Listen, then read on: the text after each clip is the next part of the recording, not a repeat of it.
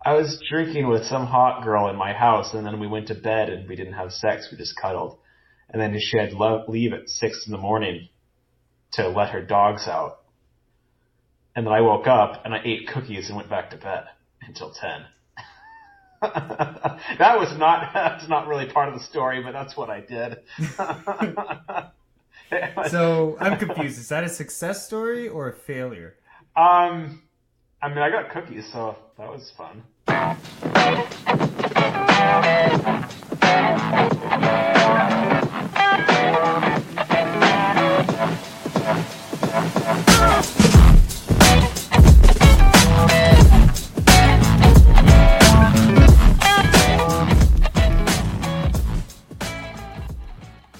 Welcome to Unqualified Opinion, the weekly podcast that comes out once a month.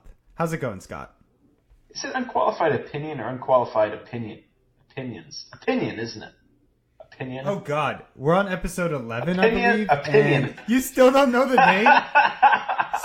Speaking of the fact that we're on episode 11 and the fact that we are very inconsistent with our schedule, we actually had a very different episode that we were going to release prior to our book review episode, but then we had some technical malfunctions. And by technical malfunctions, I mean that after we finished recording our episode, which was on Universal Basic Income, Scott realized that half of his side of the recording didn't actually record. So we only had the first half of our conversation. So we are not releasing that. And we also don't really feel like rehashing the whole UBI thing, so that will not be a topic in the near future. I think eventually we will address that. But once we forgot what we talked about last time. Well, I've already forgotten. I have too. Wait, what did we talk about? Never mind. But what we're talking about this episode is the book, The Coddling of the American Mind, by Greg Lukianoff and Jonathan Haidt. And before we get into that, why don't we talk about drinks? What are you drinking, Scott? I have a very sad drink. Actually, well, I have a happy drink and it's a beer. It's just a normal IPA. But then I'm drinking a bottle of wine that isn't very good to begin with. It's Bogle, which is like a big wine company. It's like above Yellowtail, but not great. Well, I left it out last night when I was with this girl. We were drinking, and apparently we didn't finish the bottle, which I discovered 30 minutes ago. And it was just left open. Gross. How bad is it? I'm doing the beer first, and then once I'm done with this beer, I'm going to move on to the wine. Maybe the beer will dull some of... I mean, it was only out for less than 24 hours. Right? It shouldn't be too bad. I can never tell. I think it really depends on the wine. Some wines get really vinegary really quickly if you leave them out. So yeah. But good luck with that. Let me know how it goes. So I am drinking some rum by a distillery called Cotton and Reed. And so the story here is that my company had a holiday party at this distillery called Cotton and Reed, and they have really, really good rum. They have this selection of 7 different rums that they distill. And so when I went to my local super hipster liquor store, I realized that they carry 4 of them. And so my goal is to buy one of each, because I remember that there was one that I really liked at the holiday party, but I was pretty trashed, so I don't remember what the name of it was. I remember it if I taste it. And so I just have to progressively go through these different rums until I get to it. It's a really good... it's a really good rum. I'm drinking it on the rocks right now, and this one by Cotton and Reed is called Mellow Gold, and they say it's rum with natural flavors and rested on oak chips. So it's really like peaty, almost like a peaty whiskey would be. Really good. It's really, really good. So I recommend it. And I'm not the kind of guy who will just drink rum on the rocks. I will almost never drink rum. I'm more of a whiskey guy. But this is really, really, really good. Like, it works in the same way that whiskey would work to drink it neat or on the rocks. So, yeah. My brother was in Puerto Rico a couple months ago, and he, with his I think with a friend. And they took a little van up into the mountains to this hostel they were staying at. And in Puerto Rico, everyone, well, not everyone, but a lot of little factories distill their own rum and distribute it locally. So there's all of these little distilleries and bottling shops up in the central Puerto Rico, so he says, that you can just go and you buy it from some guy's living room. And apparently, I mean, he brought one back, and it was very, very, very, very good. Definitely not Captain Morgan. And it's cheap. It's extremely cheap, he said. Taking microbrewing or micro distilling to the next level. Well, it's not. Yeah, it's like it's like bootleggers up in the, but it's not illegal. Yeah, it's like moonshine. It's kind of like moonshine. Yeah. So that's kind of neat. But you can't buy it in the U.S. It's too small. Too small to export. But anyway, so that's a side story there on rum, being that I have a boring drink. So why don't we start talking about the book? So again, the book was called The Coddling of the American Mind by Greg Lukianoff and Jonathan Haidt. And Scott, do you want to talk about the basic premise? Yeah. So the idea behind this book, they had the idea a couple of years ago, and it was started with a article in the Atlantic talking about how kids are overly protected and told to really trust their emotional instincts and kind of live in this very kind of secure and secured environment, which had been built by their parents and by academic institutions, really starting after 9/11. And it was the premise of the article, or the name of the article was Coddling of the American Mind, which was actually picked by the editor of the Atlantic to be kind of provocative. But what it's getting at is that students, young people, are not getting the skills they need to be good citizens, and it is a threat to democracy. And it leads to all sorts of negative actions, principally around this book. They focus principally around the curbing of free speech and open dialogue on campuses. And I would also say the fragility of children and their ability to function in a diverse, multicultural, multi-ideological world, right? And so these two authors, Lukianoff and Haidt, I think Lukianoff is a First Amendment lawyer and Haidt is a professor of psychology, isn't he? Yeah, you're right.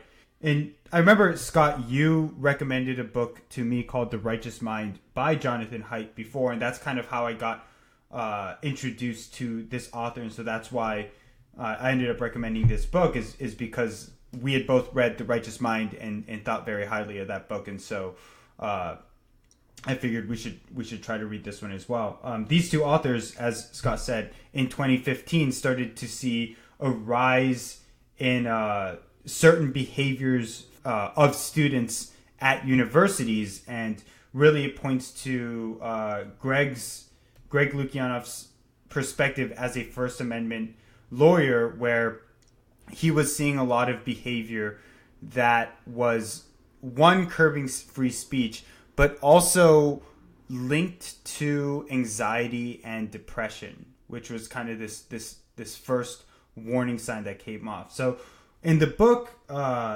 Lukianoff talks about how he went through a series of severe depressionary states in which he considered committing suicide, and he was introduced to a technique called cognitive behavioral therapy, which is a meta-reasoning around your own self-doubt.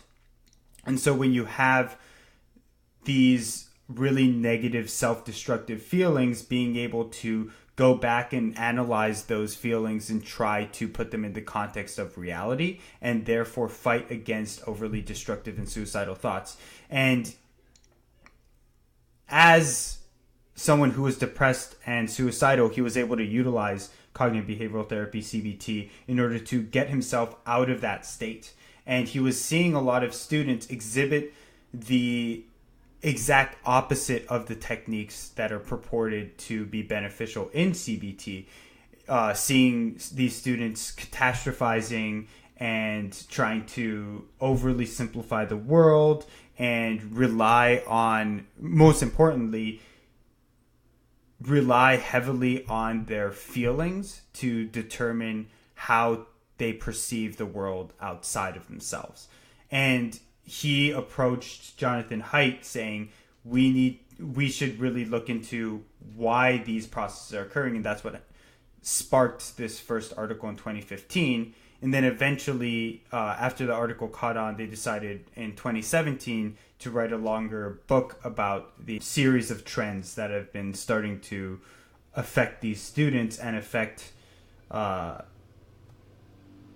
ideological polarization and fragility of students on campus. So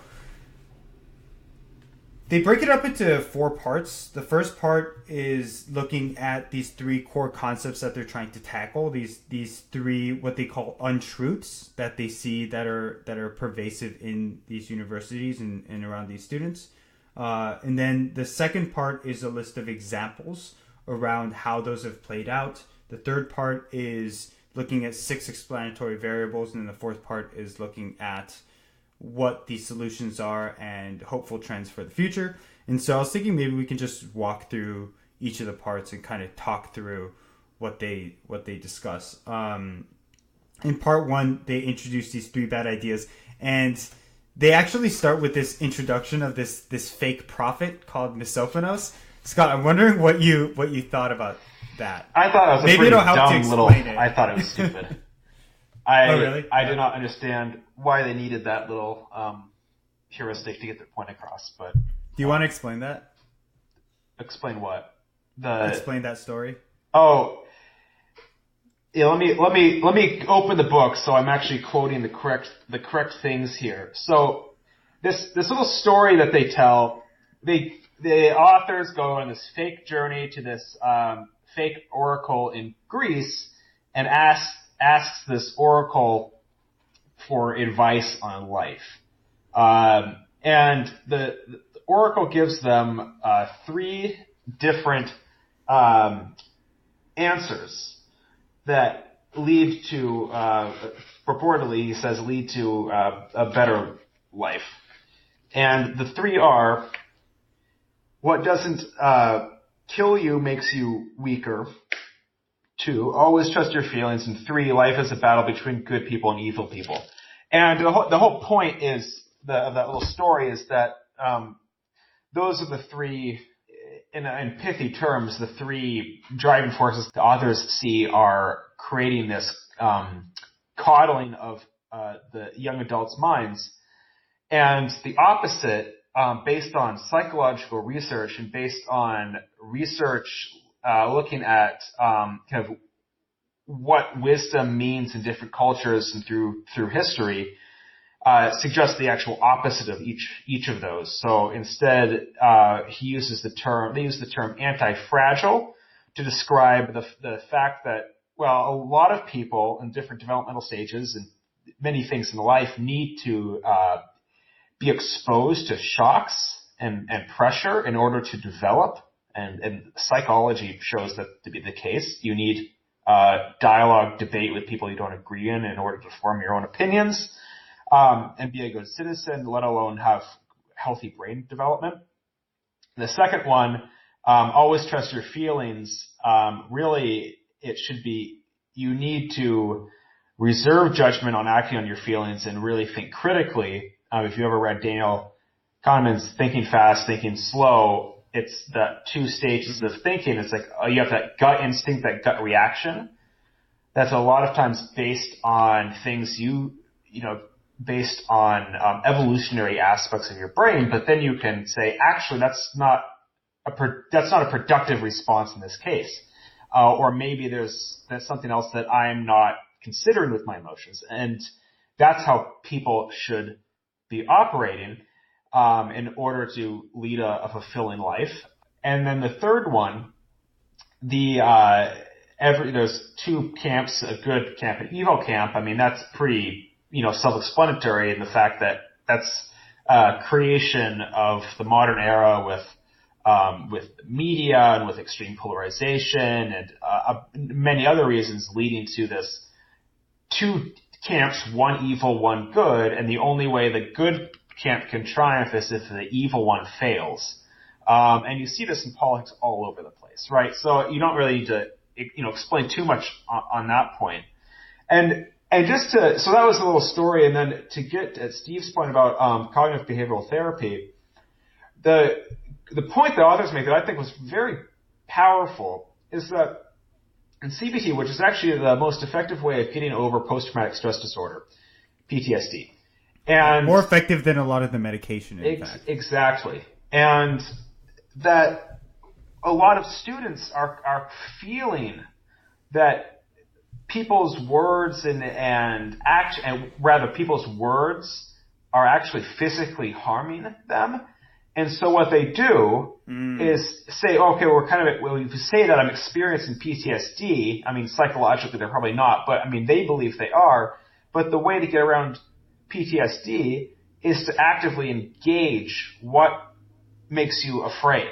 And that is what cognitive behavioral therapy is. You actually engage with what is it that actually makes you afraid? Is that irrational?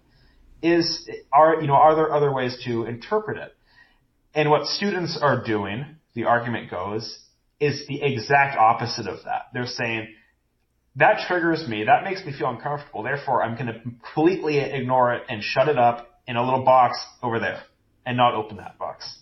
Yeah, and I think there's a lot to unpack here. I want to just float the notion that the authors were very clear in saying that they're not blaming these students.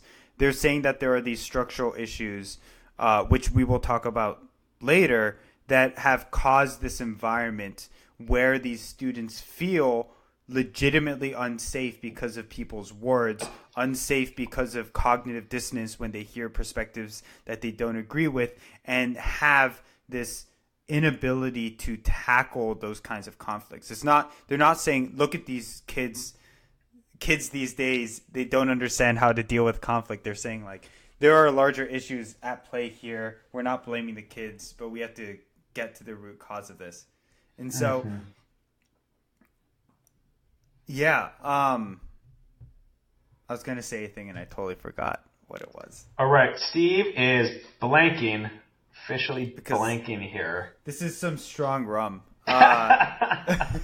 So as Steve was saying, the book is laid out in kind of a what is it?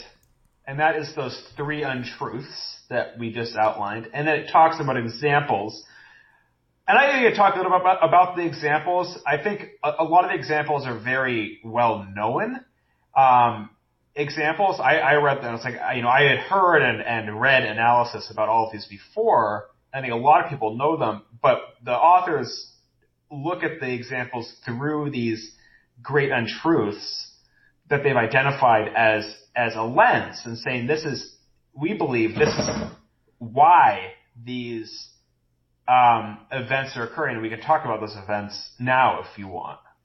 Yeah, let's do that. I think just to get a really obvious and easy one out of the way, and this one is directly related to the untruth of fragility, the first one, I believe. Is that right?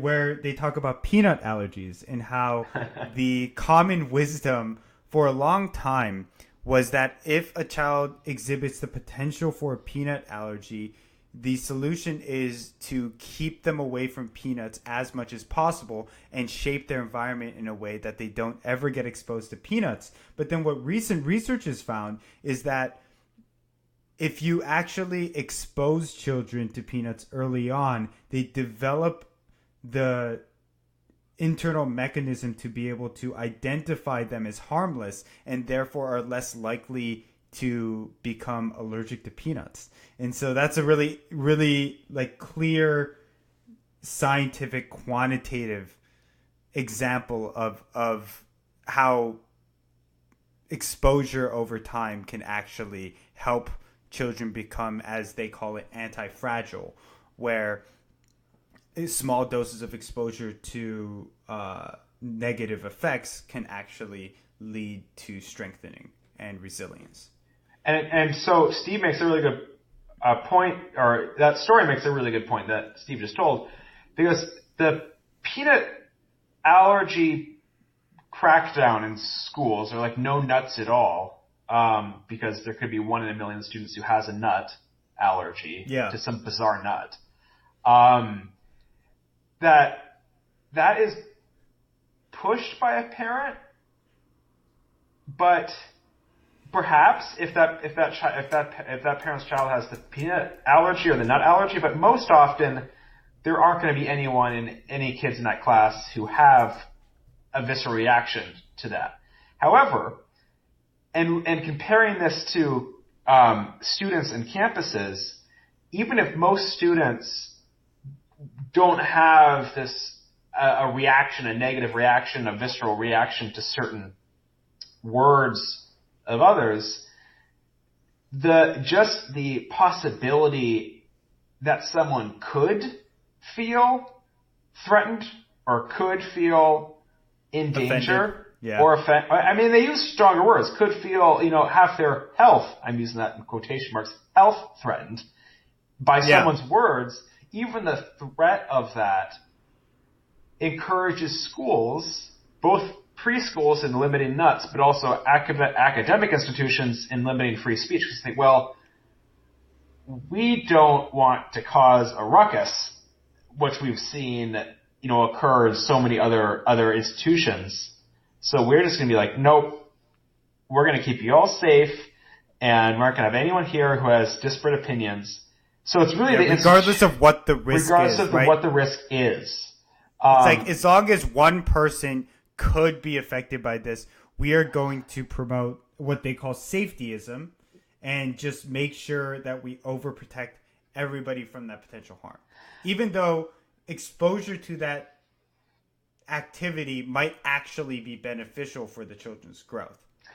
One of the most interesting little snippets in the book was there was a lot of really great quotes from administrators in universities, and our presidents, and one of them was like, he was saying to the students, this one large school in the South somewhere opened like this waterway for students to play in. Yeah, I think it was Louisiana State University. They opened up a lazy river just so that people can drift in this river in the initials of the university. And the president or provost or someone very happy said, "Our wish is that you never have to leave the campus, and that you stay here where you're safe."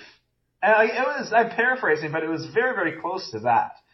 Well, that also comes down, reflects this weird commoditization of education where, and I think the authors get into this later on in the book, where the students are paying customers, and these customers are paying exorbitant fees, and they want a product which feels comfortable, right? And so they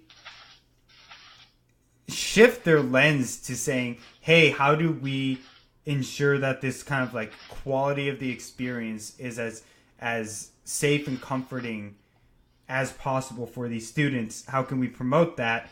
And you ultimately end up with these ridiculous projects that are much more about treating the student as a customer to an enjoyable experience instead of treating the student as someone who is going to be there primarily to learn and explore and struggle and therefore grow. Mm-hmm. Right. And that I think is the crux of the book. And I wish the authors talked a little bit more about the link with a healthy democracy, because it's kind of like, okay, so what? So what kids feel, safer? So what that they're not engaging in difficult ideas as much as they used to? So what if they see everything in terms of us versus them? Well, so what? And I think that, maybe I had to maybe cut it out to make the book shorter, but I think the so what is really scary because academic institutions are there not necessarily to instill specific knowledge. And they do that, right? But now that is moving more. We can talk about this later, but moving into different forums. You can get it online. You can get it through other alternative sources to specific education. What is very hard to teach is how to be a good citizen, a productive citizen in a democracy, and how to engage and have productive conversations with other people and advance your agenda. And that is... But not even just advance your agenda, but advance the pursuit of truth. Advance, exactly. And well-being for everybody. And that is historically how academia has seen their role. Historically, a long time ago, but not anymore. That's not the case anymore. Now it's so compartmentalized and has this sense of safetyism. It's where we're really getting away from that. The argument goes. Yeah, and what's crazy about it too is that historically universities have been the place where free speech is most heavily defended. And it seems, especially with a lot of the examples that they give in the book, it seems like universities now are kind of where free speech goes to die in a lot of these examples, right? In a lot of the wealthier 4-year liberal arts colleges or really high prestige colleges, where these students are coming in and saying, we believe that these words from opposing sides are violence.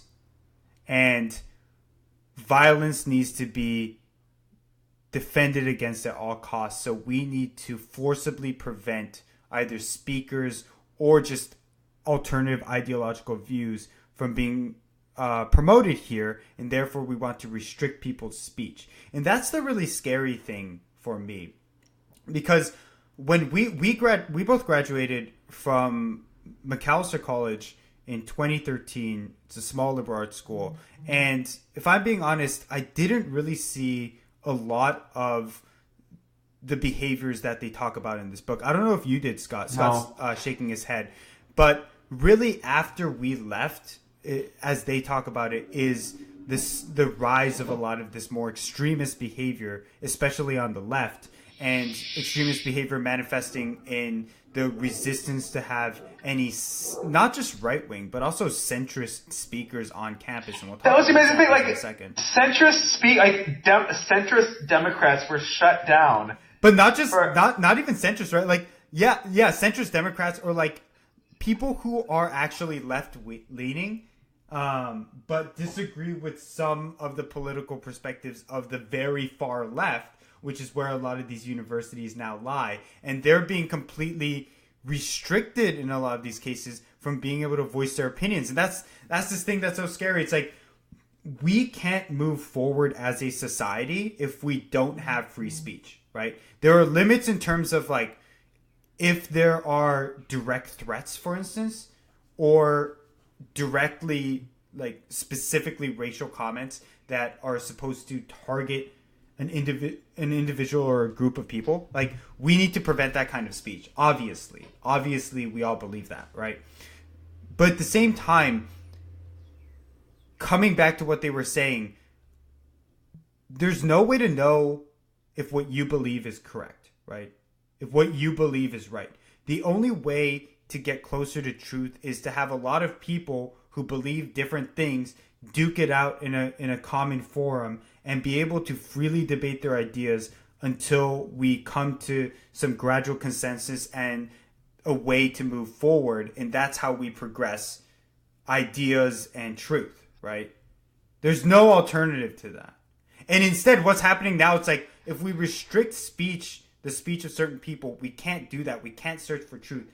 Every person believes that they're right until they learn that they're wrong. And it's so presumptuous of these college students, these fucking kids, to believe so strongly that they're right, that they're unwilling to hear the other side. And not only that they're afraid of hearing the other side and equate it to violence. Right? That's crazy. It's a really scary road to be going down. What Steve is just talking about, the authors made a really interesting comparison to professors, research professors. For an academic to believe something and then have significant evidence shown to him to the contrary, they would be scorned by the academic community if they then said, no, there's a lot of evidence that shows I'm wrong, but I still just believe that I'm right. Or I that's feel not how science works. That's not how science academia works. Yeah. I mean, and they'd be. That's why you can't do that in academia. Like, if you need to have, justifiable facts, not fake facts, about what it is that you believe. Otherwise, you have to go back to the drawing board. Now, a normal person doesn't go through the rigor that an academic does, but it's the same principle that we have to at least be trained open on those fundamentals, right? Right. Like, we should come into every conversation not immediately believing that we are necessarily right, and if someone has an opposing view, that we are allowed to and are morally justified in, which is even scarier, right? To just completely shut them down. We should be always open to hearing people's opinions. I need to give a really good example of this, though. Do you remember the example of, I believe her name was Tuval? There's this one professor, I think her last name is Tuval, and she wrote an academic article which was saying that there are extraordinary similarities between claims of transgenderism and claims of transracialism. And the thing is, transgenderism on the left is incredibly well accepted, right? And people respect claims of transgenderism, but transracialism is met with complete ridicule. And her article was saying, although these are getting very different responses, if you look at the underlying positions and arguments that both transracialism and transgenderism give, they're really, really similar. And a lot of her colleagues wrote notes to the journal that published her article, and they weren't submitting rebuttals. They were demanding a retraction. And in academia, a retraction is incredibly severe. You have to have faked data or done something similarly against the academic code of conduct to have an article retracted, right? Like, if there's a super heavy amount of bias and then you're cherry picking data, or if you completely falsified your data or something like that. And that's not at all what happened. She had a completely valid position that a lot of people didn't agree with. And instead of going through the standard academic process of submitting their own article to rebut some of these things, they just said, you need to retract this article because it doesn't jive with our ideological beliefs. And that's not students, right? That's the other thing. It's like, these weren't students. These were published professors at these schools. The authors make a really important distinction between protests today, by largely speaking, and protests in the 60s and 70s, for example. So students have always protested speakers on campus that they don't agree with. Mm-hmm. If you had someone coming to the campus in the 60s or 70s who was a racist, then people would come out and protest, and rightfully so. They weren't saying that, kind of two things. One, they weren't saying that person was harming them. They would be saying, I don't agree with your views. Here's why I don't agree with your views. You should be speaking here. This is why.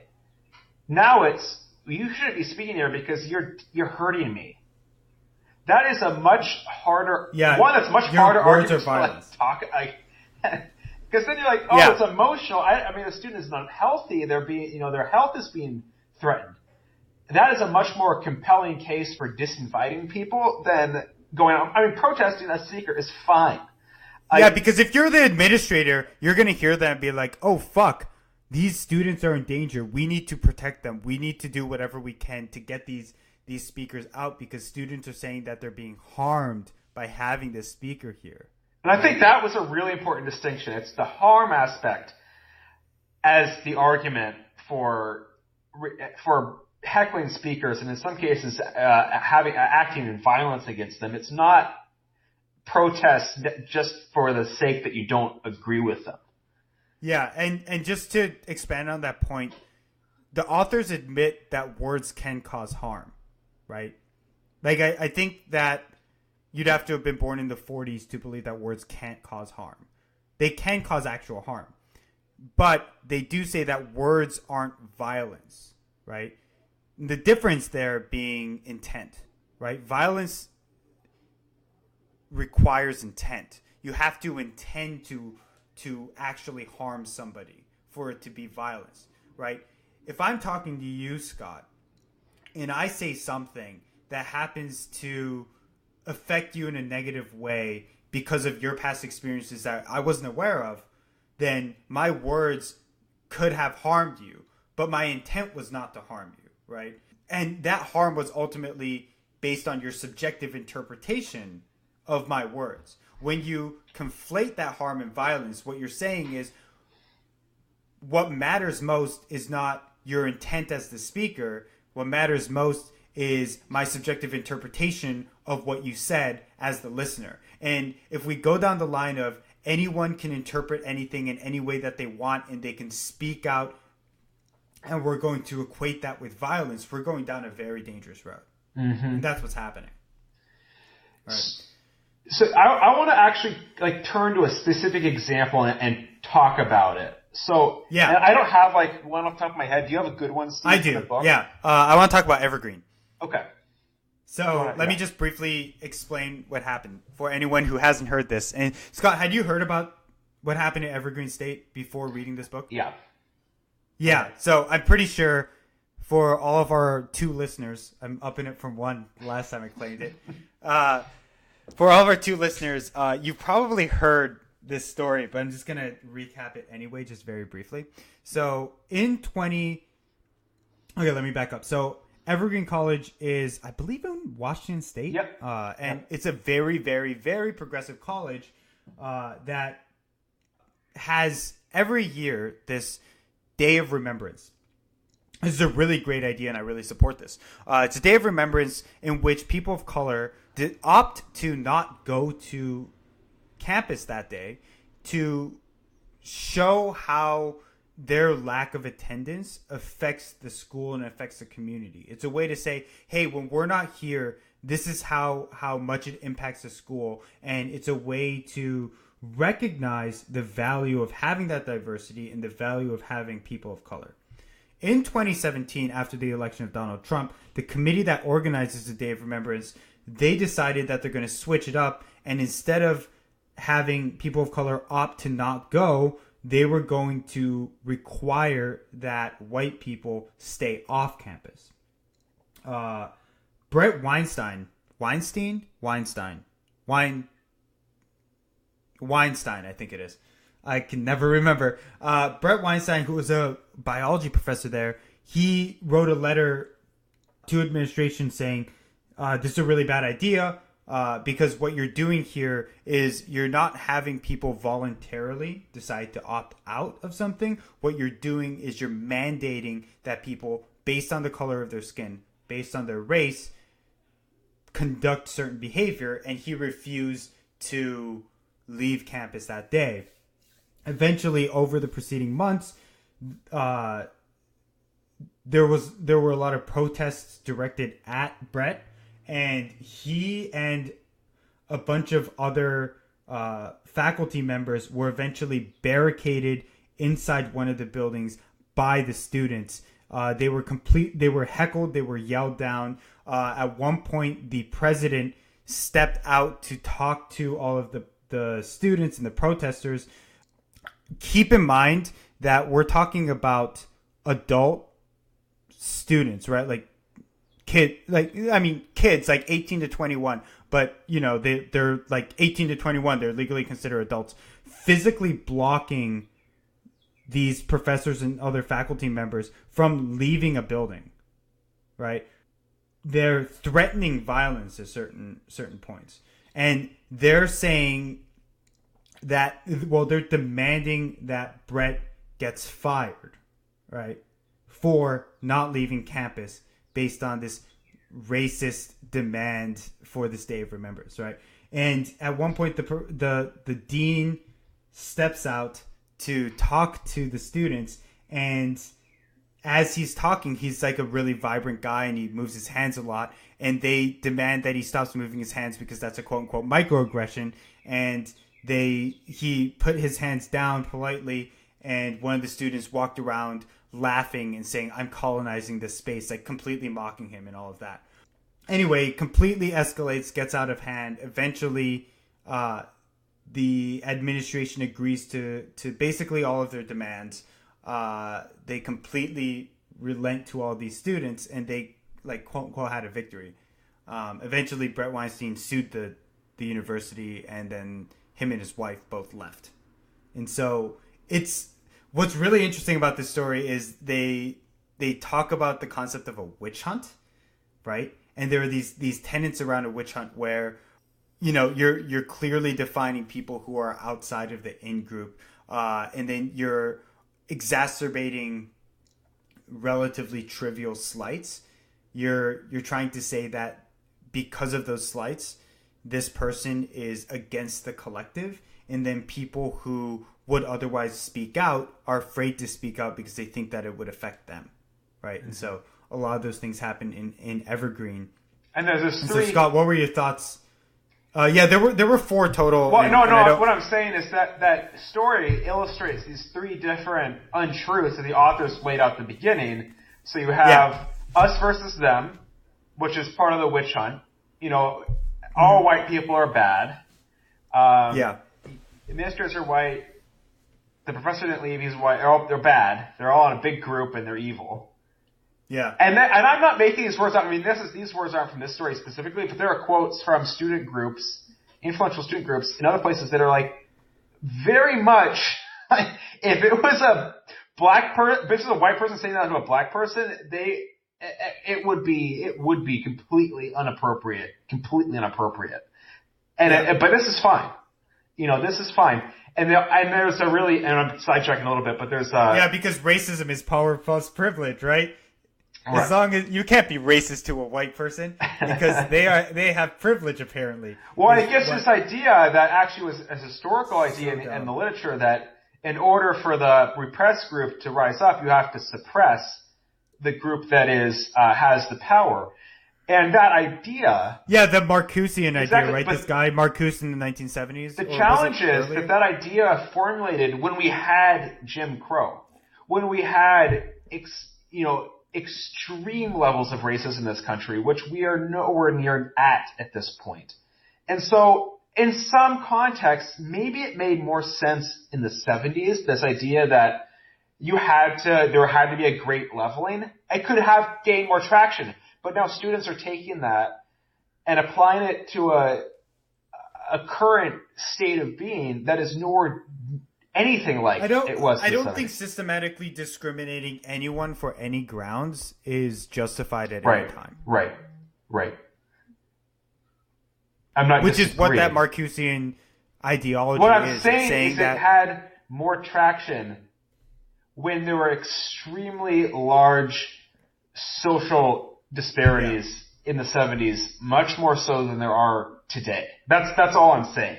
Yeah, but it's kind of crazy to me though, because again, and this is one of the big topics that this book is trying to tackle, is that life is a lot better now. Crime has gone down significantly. The rights of people are much more even now, and yet at the same time, you have these massive outbursts where people believe that there are these intractable structural inequalities that are leading to extreme racism, and that the only solution is this like intersectional identity politics bullshit. Well, and part of the problem with that is the micro, and they didn't really touch on this as much, but they circled it, is the micro is now the macro. Like we are so good now at taking specific instances and then blowing them, and this is about thinking with emotion. which is another one of those great untruths. So you take a very small instance and say, oh, this happened. It's unjust. That must mean it's happening all over the place and the whole system's unjust and everything is bad, right? And everything has to be thrown out and started anew based on a single situation, not stepping back and saying, well, that was one case in one situation. Is there a valid discussion on having a valid argument in considering maybe this isn't as systemic as we may think? And I'm not saying it is or is not, but I'm saying you can have that debate, you can have that conversation, and that's often where and then a lot of the other examples in the book show professor or speakers being uninvited or heckled. Oftentimes, what the speakers are doing are not advertently disagreeing with students. They're saying, well, there are other perspectives. What if we look at it this way? Students are refusing to What if we look at it that way? They're not coming in and saying, I hate black people. That's not what they're doing. But the way the students respond, you would think that's what they're saying. Yeah. And the students, and this again gets at that emotional aspect, thinking with your emotions rather than facts and logic, and judging people based on their impact and only the impact on you as individual of their words, not in the intent at all. It's like, oh, yeah, they said that. That's how that makes me feel. Therefore, that's what he meant. He meant it to be negative, or she meant it to be negative. And she had to, because that's how I interpreted it. Exactly. And therefore, we have to treat it as if that was the intent. So, coming back to this, what did you think of the Evergreen case? I mean, I guess in my opinion, the thesis of the book, I think, is very clear, and they do a good job explaining it. So for me, like all the different stories were interesting. They illustrated the points. So I think the Evergreen story, they picked it because it illustrated their 3 points very, very well. It's not a great thing that happened. So I don't know. The reason I wanted to talk about the Evergreen story is I think it was a really pertinent one because it showed how the effects of these 3 untruths snowballed into a really dangerous, radical situation. At one point, there were students walking around searching for Brett Weinstein, trying to find him to forcibly threaten him. Right? Mm-hmm. It's like you hear, oh, they're students, whatever. They're liberal students. How bad can they be? At the same time, there was the Berkeley Milo Yiannopoulos speech where it's like, I find it very questionable that you're inviting Milo Yiannopoulos to speak at a university because he's just a troll and a university is a place about truth. So that's a weird thing to do. But at the same time, it's like a lot of these Berkeley students, they donned Antifa masks and they beat up a lot of the people who are trying to listen to Milo. That's terrifying. That's really scary. A lot of people refuse to admit, people on the left are naturally good. People who are students are naturally good.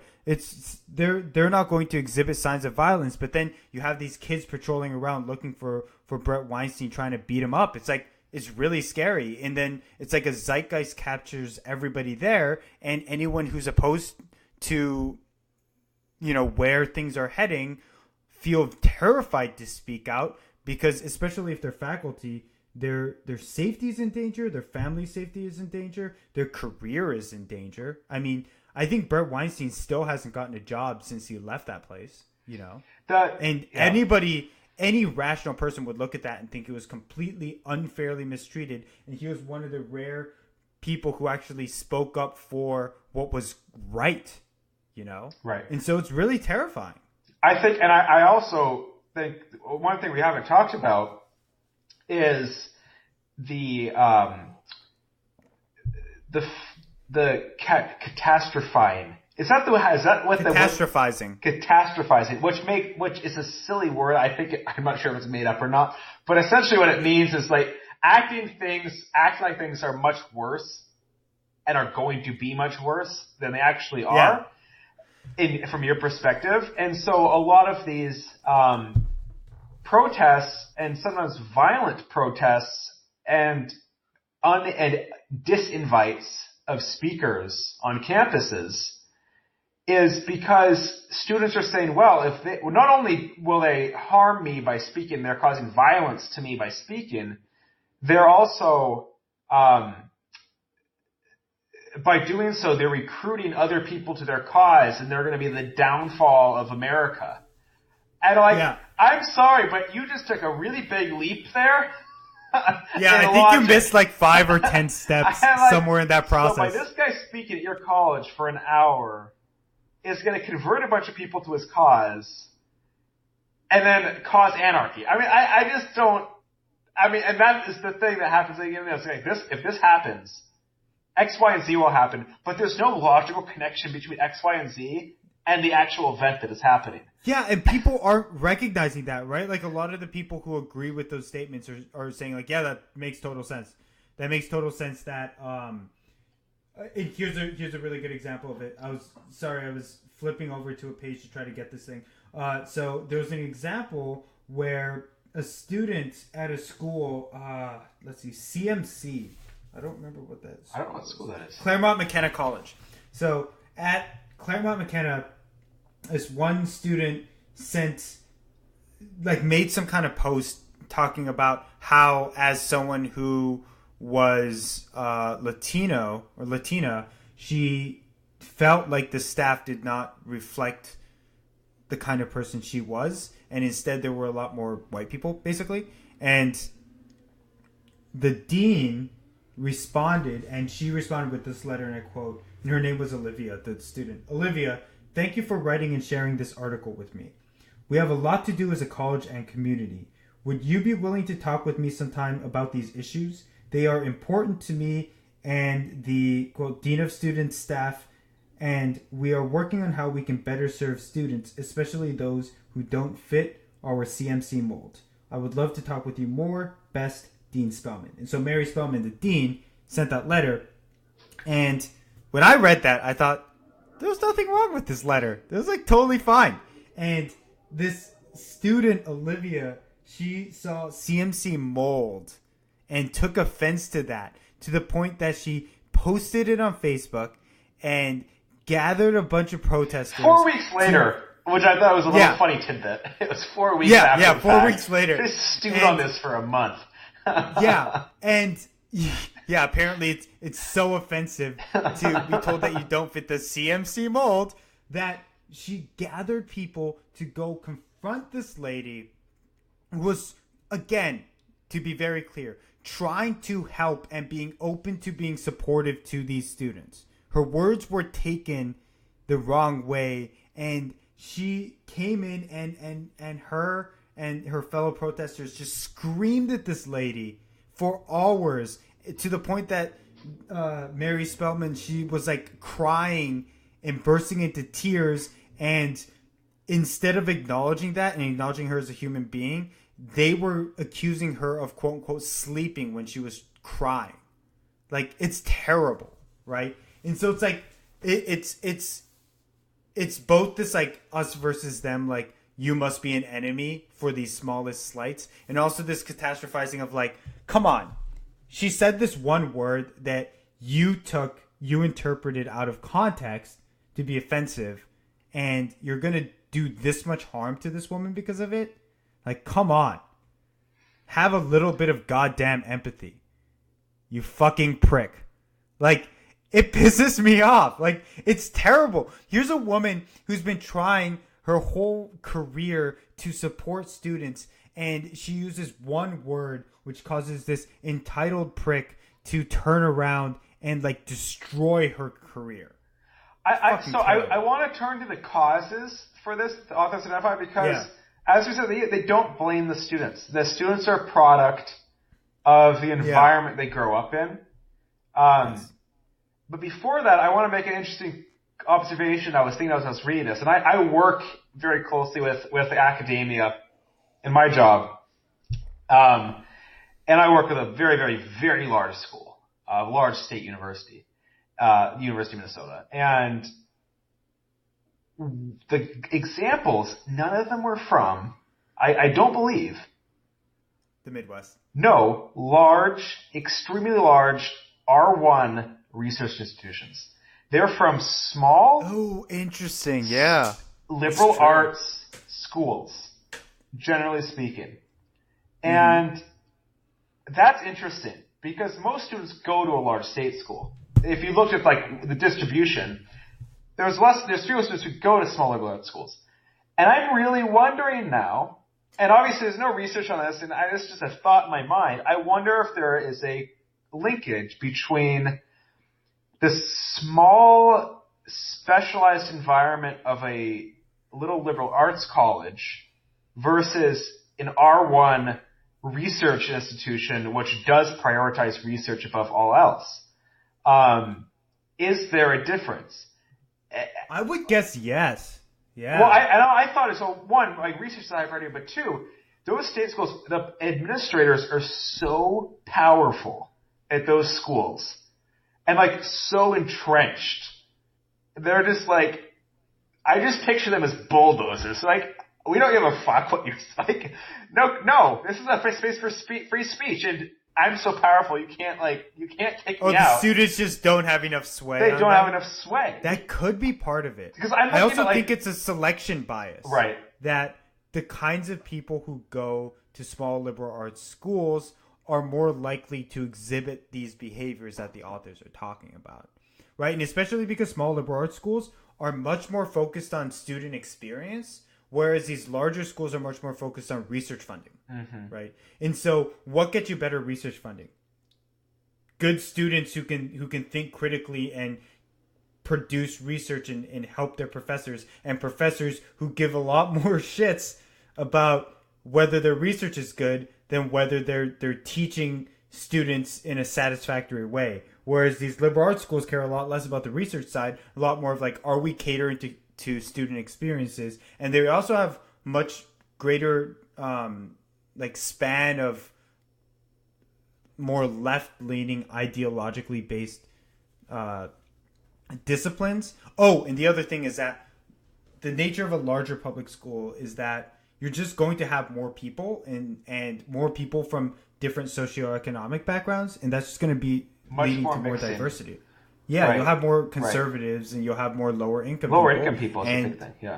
Yeah, and that'll definitely change it. So I think that's a really good point, and I kind of wish that they talked about that because they really didn't. They mentioned offhandedly that there are certain schools, especially geographically in the Northeast and on the West Coast, and I think they did mention like liberal arts schools, but they didn't make that explicit point or why that is. So it would have been nice to see more research into that. And then there was that one promise or something to that effect made by some universities, about stating this is a space for free speech, for open dialogue.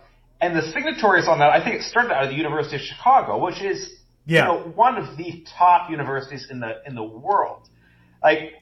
So I see a kind of a bifurcated system here, perhaps, where like you have those really top schools saying, no, we understand our mission and we've been around for hundreds of years and we get it. We're going to keep going down this route of promoting free speech. Then you have schools that are much more influenced by individual donors and smaller class sizes and more influential students, and they're much more like, okay, what do the students want? Let's cater more to them. So I don't know. Anyway. And I think that it's an important thing to note here, and I think that we both kind of touched on this, is that these problems are serious, but at the same time, they affect a small minority of people, right? And the people who are pushing a lot of these dangerous ideologies, like deterministic intersectionality, for instance,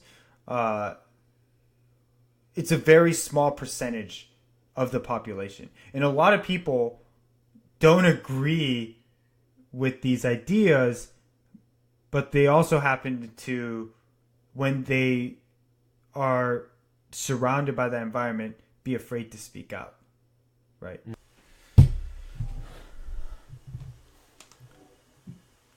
This is the most drinking I've done this weekend, so I'm going hard. I'm taking it easy. No, don't do that. Join me. Oh my God, Steve, I can't. Come on. I've drank. Look at, come on. I have this whole bottle here. Oh, fine. You don't want me to do this by myself. Oh. And I'm drinking tomorrow too because I have Good. Oh my God, this is life. Just a very short little story. And I'll get back on the podcast, but I was out back yesterday and back by the garage working on some stuff, and it was early in the morning. It was pretty early. It was like 10 o'clock in the morning. I was out there. It was warm. It was hot. The sun was out. I had my shirt off. I was like hammering some stuff. And this little old lady drives up, and then she sees me, like stops and backs up, and then she like gets up and says, "It'll only take a minute," to her dog. She's telling her dogs this will only take a minute. And she gets out, and her name is Linda. She lives in the neighborhood, and she says, "How nice to meet you." And she, I can tell you, she's like this batty old lady, like just kind of off her rocker. That's awesome. And she's like, "We're holding a little party for all the new people on the block," because there's like 3 or 4 people who moved in that are new on Monday night. And she finally got to that after like random stories that only an old crazy lady could be telling. And she's like, "Oh yeah, so we have beer and wine. Bring your partner." And then she said, and then I'm like, "Well, I'm single." And she's like, "Oh, that's great. Come have fun." And I'm like, "Oh my God, this is gonna be wacky. It's gonna be a bunch of old people, and then like the new people who are young." And she's like, I'm like, "What's the address?" And she's like, "Oh, I don't know. It's just across the street over there. Just walk up and down and you'll see some people. And you just go in." And I'm like, "That's this neighborhood." Great. Just walk in. This neighborhood is pretty tight knit. It's nice. That's nice. Yeah. That's nice. Yeah. Anyway. All right, where were we? Do you want to get to the why? Okay, yeah. Where do you want to start? I'll start it off here. So I want to talk about the why. So we, talked about the what up to now, like what is this coddling of the American mind? What does it look like? Some examples. And then in my opinion, the most interesting part of the book were the why. Why is this happening in the author's perspectives? And they break it into 6 quite interrelated factors, and those being polarization. I don't really need to talk too much about because you can look out the window and see that. I mean, that's very evident that is occurring in this country. Yep. Anxiety and depression. The rise of anxiety and depression. Now, I did not know this, but apparently the rate of suicide among teenage girls is double today than it was, some number of years ago, like 10, 20 years ago. I think that might be the most depressing thing in this book. So there's a significant measurable rise in anxiety and depression among young people. I'm not just saying they're anxious, but like being clinically diagnosed as anxious and depressed. Paranoid parenting, so, stranger danger, that whole thing. Third reason, the decline of play. I also thought that was really interesting. Kids not being just told to go outside and get away from the screen and just like screw around in the yard and interact with other kids. That was really interesting. The bureaucracy of safetyism, and we touched on it a little bit, but it's about colleges being really selling a product to students that they can come and be comfortable. And then the quest for justice is the last one. That one I was a little, it was odd for me. You were making a face too, Steve. It was kind of like, I'm not quite sure what you're saying with this.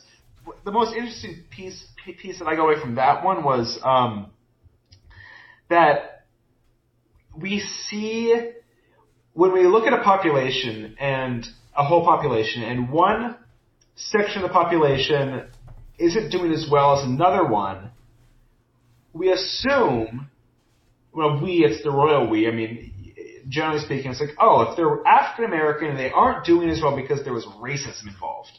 And we need to combat that racism. Yeah, I remember this. Yeah, so it's almost like this, like the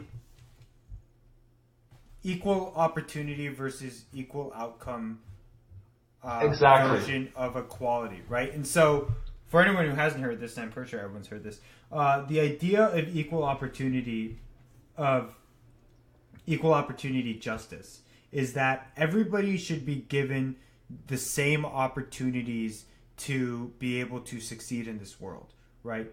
We obviously live in a world where that is not the case. So what we need to do when you look at this form of justice is try to give people who aren't given the same opportunities additional opportunities to level the playing field. The idea of equal outcome justice is that if you look at, let's say, for example, a profession, let's say that profession is, to use one that I know about, software engineering, and you look at the distribution of men and women, or let's say distribution across race, and you see that those proportions don't match the population proportions, you assume, oh, we're not getting the same outcomes across this dimension, whether that's race or gender or whatever else. We need to adjust that. That's equal outcome.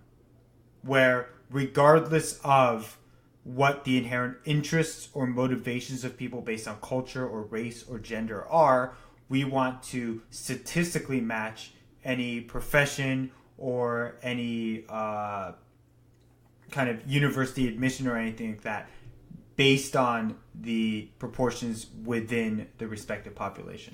And it's not just about professions as well. It's about every element of justice.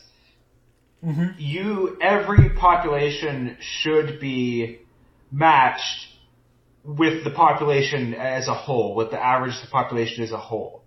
So no one gets above treatment or below treatment. And the underlying assumption of this is that, well, when populations do worse or better than the average, it's because racism is involved.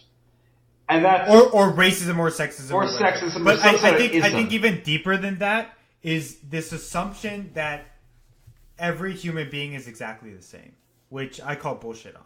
Like, it's just such a stupid premise. Like, the underlying premise there, and sorry to get on a tangent, but is really, really dumb.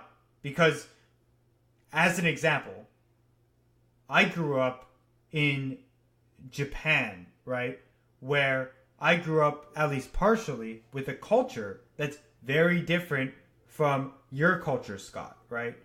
And so when you look at me versus you, we're going to have different preferences, right? Because we have different cultures, and those cultures disproportionately have people of one race or another. So, and what this argument is saying is one of the factors causing this coddling of the American mind and the demand for it on campuses. The argument for this one with the justice question is that students are now, and actually made a really good list of all of the recent events that young people would remember. They're all having to do with race or sex or some identity. And that has been, compared to, us, we had 9/11. The generation before us had wars and, and man to the moon, like big events like that. This generation has police shootings. It has nightclub shootings. It has gun violence. It has racist violence. It has neo-Nazi rallies. Yeah. Whether or not they're more common, some are, some aren't, but the media's focus and people's focus has been on these, so it's things that are blown up in the national site and national awareness. And now, because of all this talk about identity politics, students are very tuned into, African Americans aren't doing as well in factors X, Y, or Z as white people are, as white males are. Therefore, because all this stuff that is as racist is going on, or sexist is going on, the factors... It has to all be explained by racism. Right. But what Steve was just saying, well, in some cases, yes, it is. It is about racism. Yeah. It is about sexism. But in other cases, it could be about preferences. It could be about geographic distribution. It could be about any number of things other than racism or the isms, right?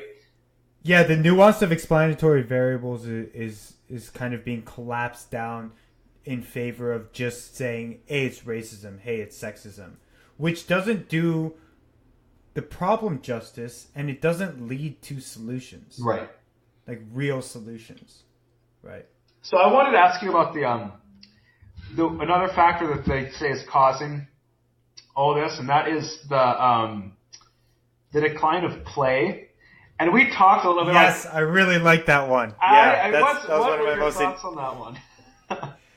So, I have to go back and say, in my childhood, I grew up with a ton of freedom. Like, I spent a lot of time since, I don't know, even in preschool, I would run around the neighborhood. And I remember, because I was in Carlisle, Pennsylvania at the time. And I remember me and my brother and a few other kids in the neighborhood. And this was in kindergarten, I believe. We would be running around, and I remember there was this one log that was really scary to go across because there was a river. And we would have to like sneak across the river and all of that and play around with all these kids and riding our bikes. And my brother at one point got very injured riding a bike. But from a very early age, I was always given the freedom to be able to play outside. And reading this book and also hearing stories from people I know who have usually some kind of relatives who have kids who are either elementary, middle, or high school, it's shocking how different the behavior of parents is, right?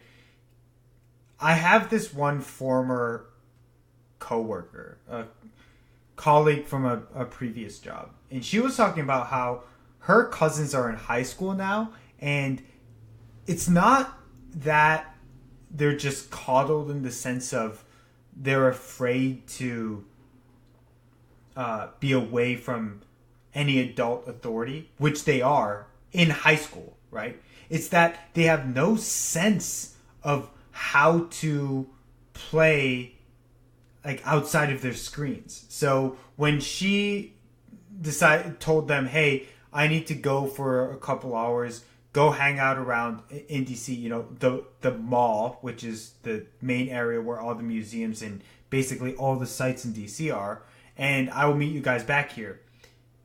Over those 2 hours, these two high school girls, they just sat on their phones in that spot for 2 hours. Because they were incapable of knowing how to play, and they were incapable of understanding how to have their own agency because they never learned that. Which is terrifying, right? And so the rise of screens combined with the overprotection of parents has led to kids with this lack of understanding of how to engage with the world, how to be creative, how to really, engage in the kind of playful behavior that leads to ingenuity and leads to identity building, really. And I want to make a point, and Steve, we've talked about this before, and there's nothing wrong necessarily with screen time or online gaming and stuff like that. And a lot of the studies are inconclusive, and some show that it's actually quite advantageous, and kids learn through that format. Yeah. And it's also not a substitute for being outside and being in physical danger. And I use that word, kind of tongue in cheek, because being on the mall, you aren't in physical danger, but you're in more danger being on the mall alone than you are being in your room on a computer, right? I mean, yeah. You are just inherently by being outside with more uncontrolled factors, you are in more danger. And that is not a bad thing. That's a good thing for development. Like when we talked about in the beginning, kids being anti-fragile, they need stressors. And stressors both like physical but also mental. Like you have to feel outside your comfort zone to grow. Very few people ever feel outside their comfort zone playing a video game or on their phone. Maybe they do. I agree with that. But I mean, it's hard. And I will admit, I was kind of conflating two of the explanatory variables. They're very closely related. The decline of play, and the other one being overparenting.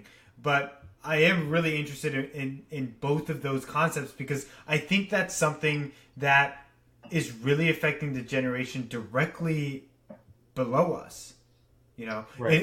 in a way that there's been this almost radical cultural shift. I mean, tell me, for you growing up, what was it like? Did you have helicopter parents? Did you have freedoms to go out and play? Like, what was it like for you? Well, I mean, I unlike Steve, I didn't grow up in a big city, and part of your life, like Hawaii. Part of my life. I mean, to be clear, when I was really, really young, I was in Pennsylvania and then Hawaii, and I was living in the suburbs. Really. Well, there's a shit ton to do in Hawaii that's outside.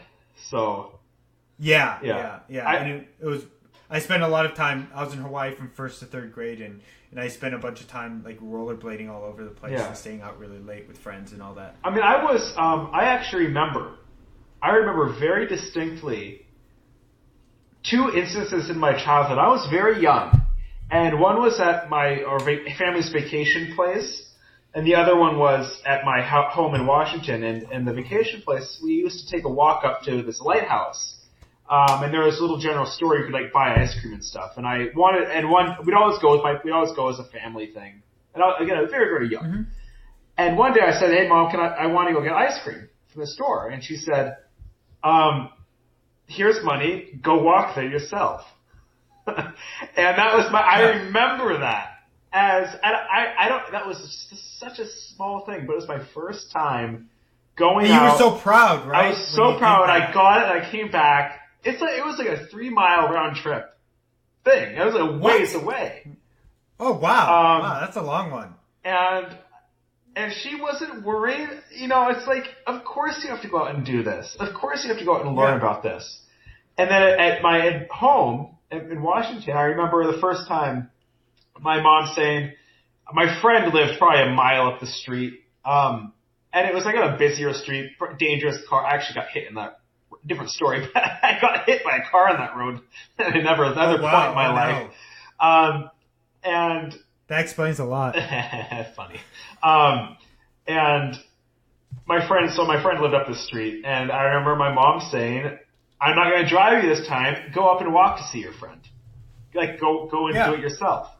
And that was so freeing for me to have that experience, and to think that kids now don't get that experience until they're much, much older. It's so sad. It's really sad because it's so rewarding. It's scary. Yeah, I was scared both times, but you know, and then you can do there was this story about the quote unquote world's worst mom, where there was this mother who let her 9-year-old child ride the subway. And then when she posted about it, everybody freaked the fuck out.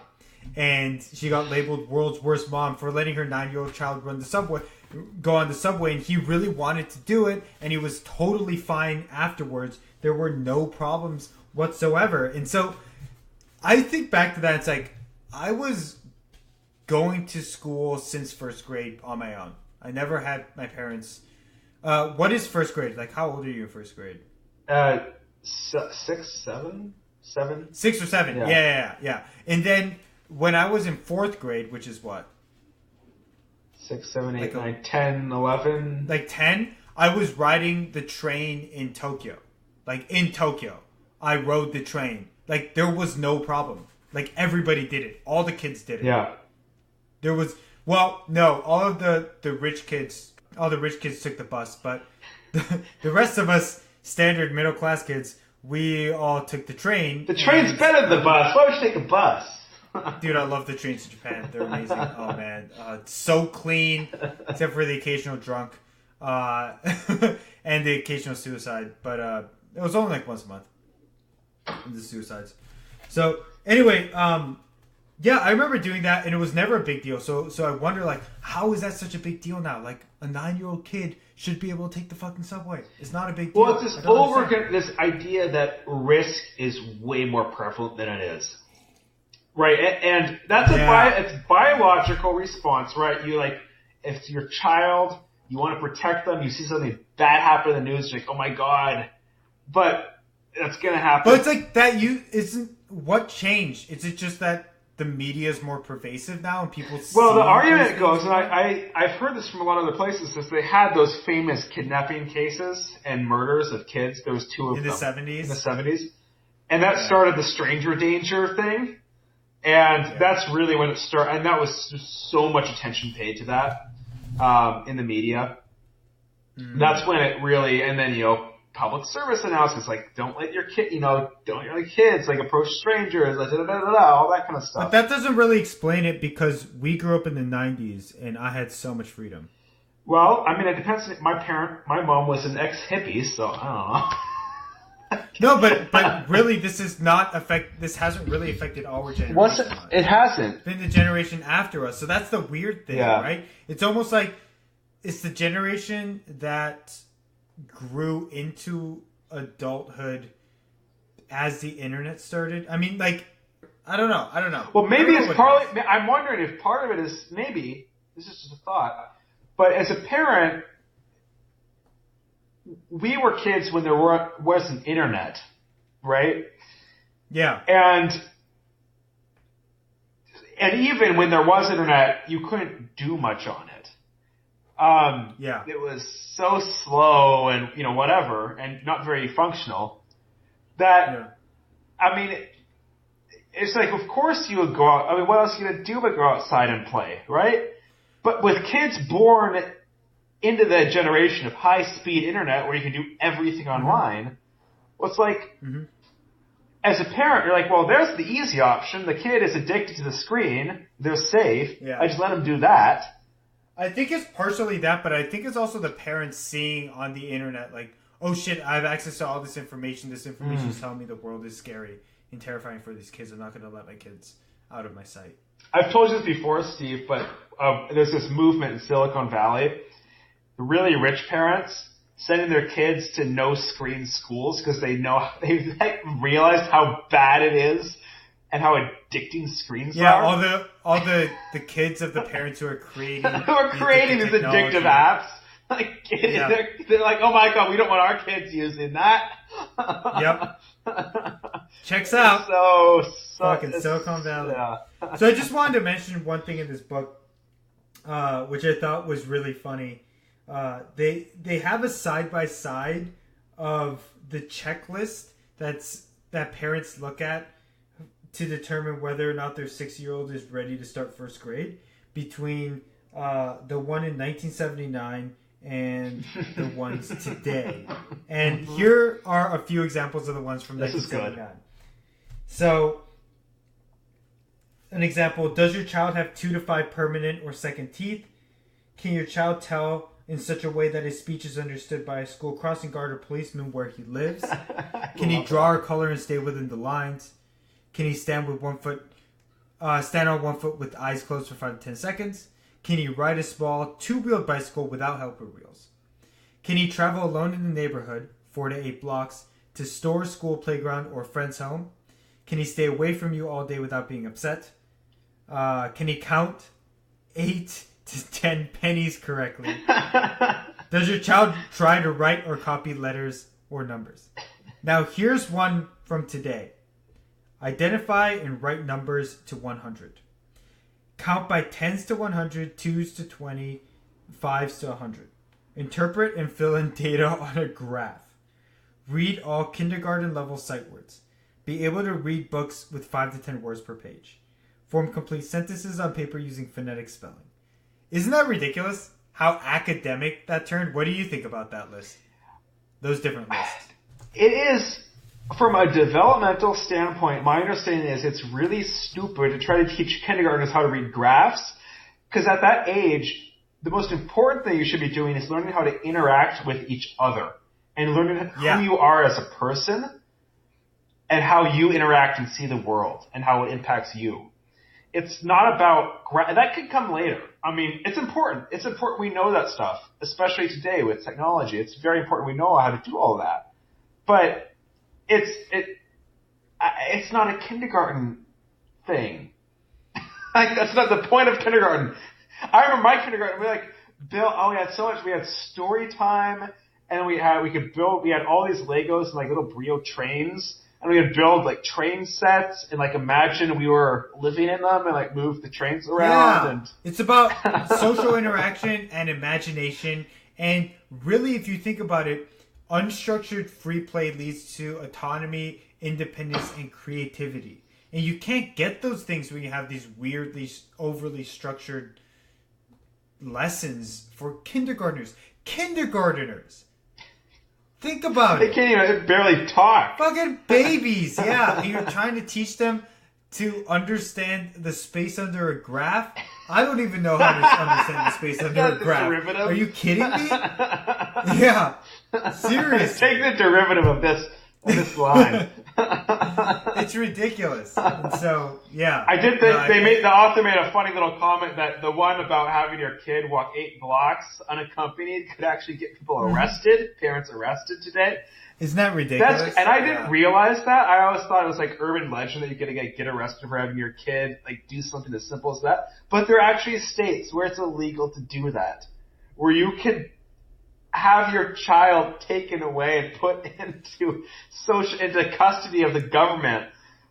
So I was listening to a podcast. I don't remember which podcast it was, but it's talking about how in Norway, parents let their kids just sleep outside just because of how safe it is. And so there was some Norwegian family that came to the U.S. and they let their kids sleep outside, and one of the neighbors like called the police on them.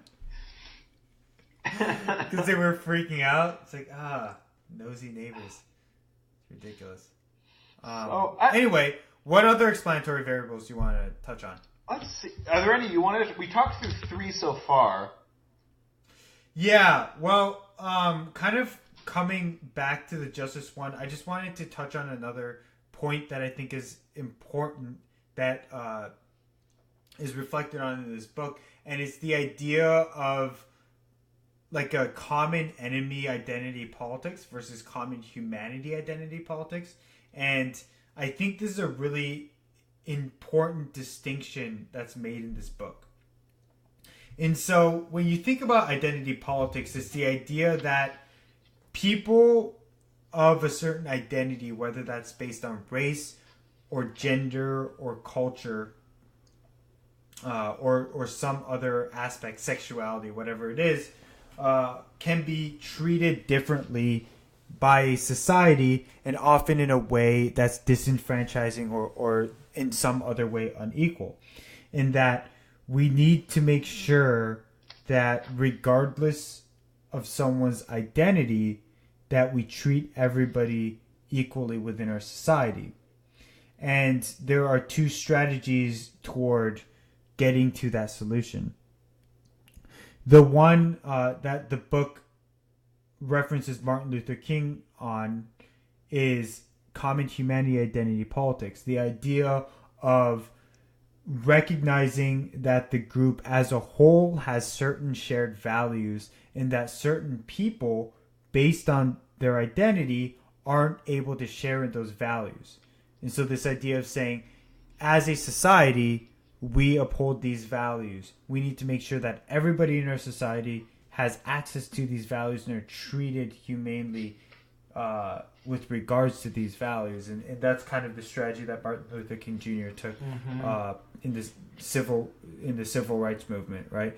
In this other form of identity politics that's been rising more recently is the common enemy identity politics, where instead of saying, as a society, we need to be more inclusive and therefore bring in these new identities to share within our shared sense of cultural values, it's saying this group of people is our in-group and everybody else is the enemy. And right, and the authors talk about how self-destructive that is.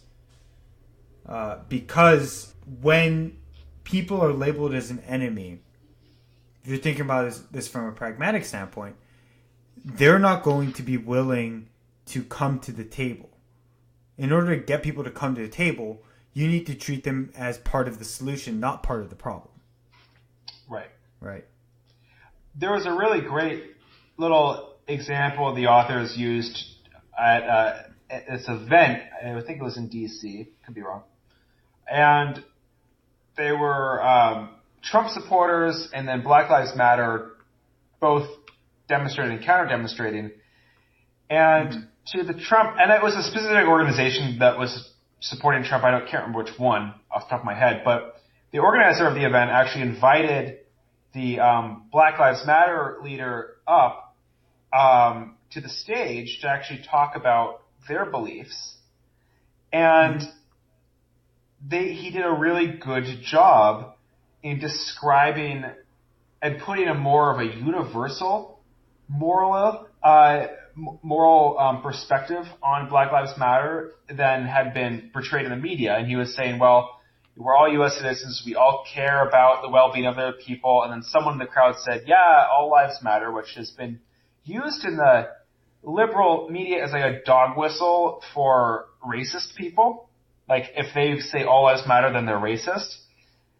Which if you step out and you step outside the context, that sounds crazy. Right? It does. Well, and to the guy's credit, to the Black Lives Matter guy's credit, he said, yes, you're right. All lives matter. The reason we say Black Lives Matter is because, African Americans typically struggle to get justice when there's a crime committed against them. And so, whether or not you agree with the term Black Lives Matter, he stepped aside and said, no, I agree all lives matter. Not, no, you can't say that, that's racist. Which is... Yeah, exactly. which I think was amazing and a really constructive step that this guy took. Which I think, and I love that example because it shows it doesn't have to be a big mind shift or anything. We're talking about very small actions or small changes in how you phrase things or explain things or engage with someone else.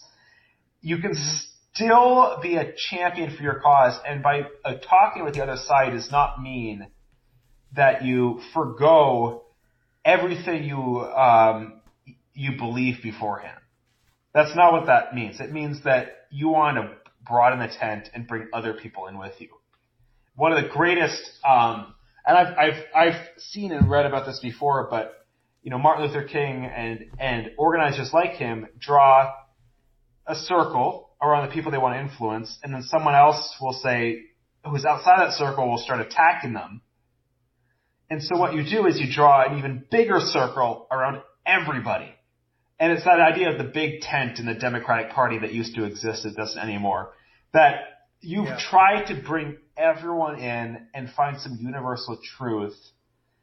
And whether or not you think it's valid, maybe you don't think that's a valid approach, or maybe you think there's better ways to go about it, it's one tactic to help get people to actually start talking to each other and advance your cause.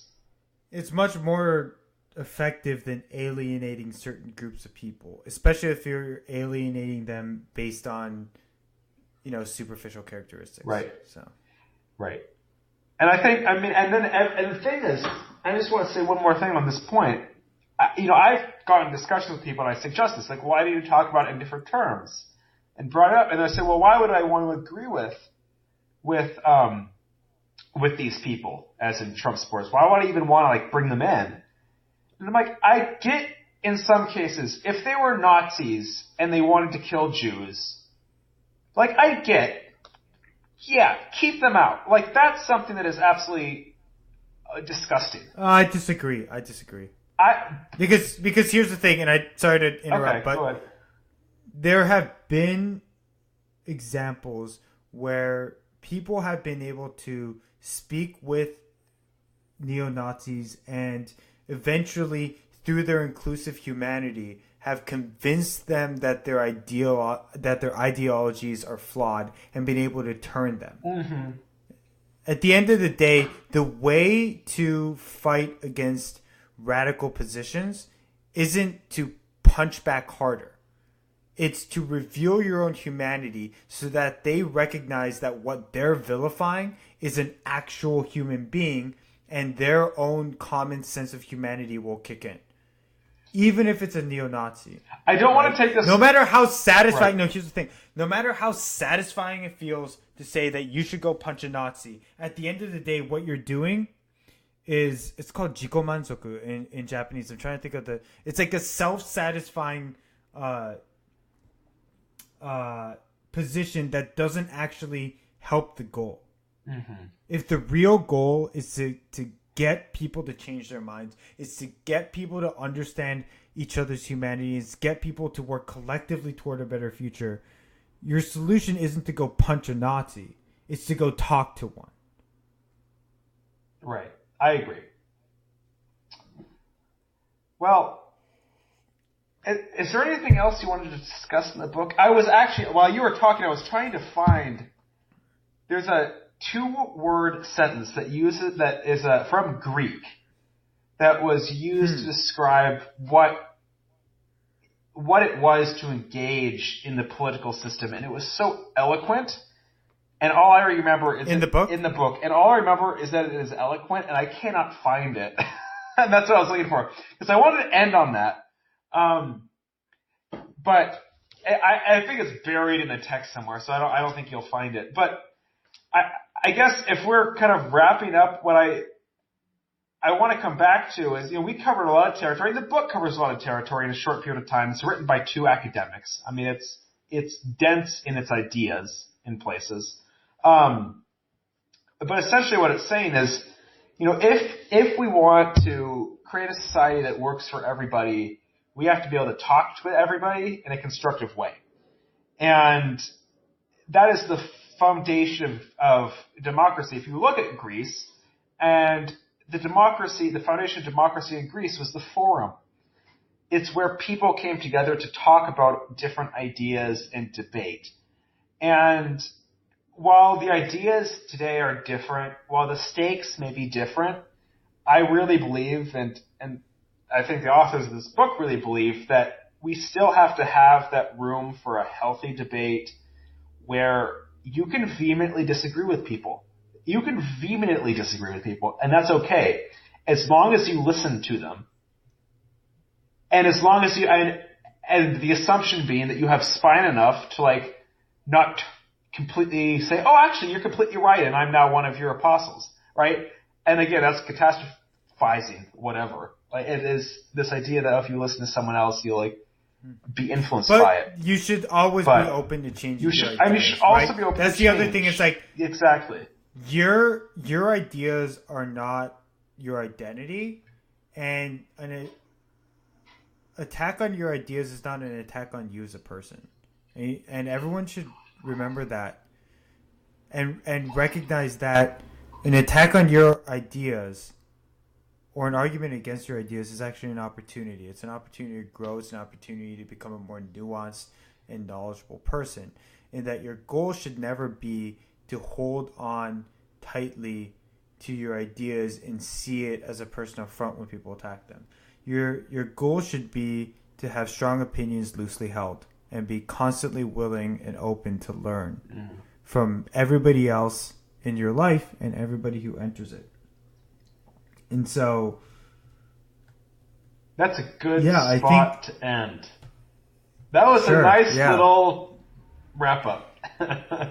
Thank you. That's great. Let's end it there. I guess I did want to ask one thing, if that's okay. Yeah. Overall thoughts on the book? Overall thoughts. It's written in the very same style as the other book that was by also Jonathan Haidt. What was the title of that one, Steve? The Righteous Mind. And this is probably a longer answer than you're looking for, but I am a fan of literature, of fiction, because I don't know, I find a lot of truth in fiction. And so when I read nonfiction, if I get the idea, I'm like, okay, I don't need any more examples now. I understand. Let's move on to the next thing. It's yeah. And I feel that does sound like you. And I feel like this. I mean, I feel like in a lot of nonfiction books that try to make a point, they kind of really hit you over the head multiple times. So they do that, but it's written well. The stories are interesting, and it's a relatively brief read. So I think as an idea summed up in a book, it's quite good. I thought it's quite good. And it doesn't, and it's not longer than it needs to be. I'll put it that way. Yeah, I agree with you. I really like this book, and it's a great casual read because it's very approachable. Very, very simple language. Yeah. Yeah. Which I really appreciated. Yeah. Okay. Great. Well, I'll see you next week. See you next week. Okay. Off it goes. Bye.